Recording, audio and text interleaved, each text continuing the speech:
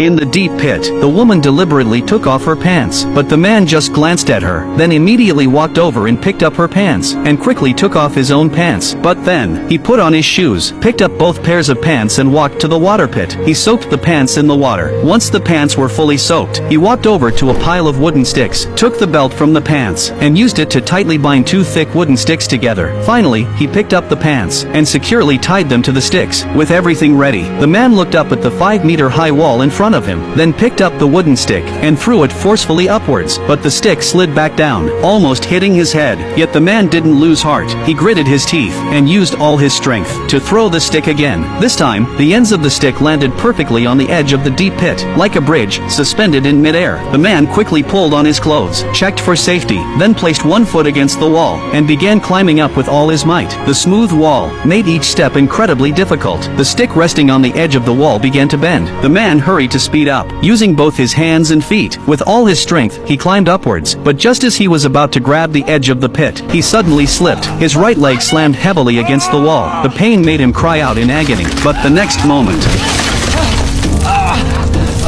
the intense pain caused the man to collapse to the ground, screaming in agony. Seeing this, the woman hurriedly tore a piece of cloth from the wooden stick. First, she soaked it in water, then pressed it onto the man's wound. But her actions not only failed to ease the man's pain, but made him suffer even more. The woman was stunned by her own actions, not knowing what to do. She just stood there, frozen. But things got worse. While she was busy trying to bandage the man's wound, it suddenly started raining in the pit, and as the rain got heavier, water began flooding into the deep pit. The woman, unable to swim, was terrified, afraid she would drown in the pit. But the man spread his arms and started laughing, looking at the water constantly flooding the pit. He calmly took the woman to one end of the pit, led her to higher ground and waited quietly. As the water level rose, the man was concerned that the woman couldn't swim, so he tried to get her to grab a hanging branch. But at that moment, the woman suddenly slipped and fell heavily into the water, struggling desperately. Just as it seemed she was about to drown, the man rushed into the water and painfully made his way to her side, holding her tightly, not letting go. The two of them were submerged in water up to their waists, waiting in agony. As long as the water rose a bit more, they would be able to use the buoyancy to climb up. But what they didn't expect was that after waiting for so long, the rain suddenly stopped. The man was somewhat helpless, but still optimistically comforted her, saying the rain would definitely come again. They just had to wait a little longer, and they would soon escape. But after waiting until the water had completely dried up, they never got the next heavy rain. Even worse, because the man had been in the dirty water for so long, his wound became infected with bacteria, causing thick black spots to appear around his eyes. This frightened the woman deeply, and what terrified her even more was that at this moment, the man seemed to have gone mad. Kneeling on the ground, he started drinking the filthy water wildly.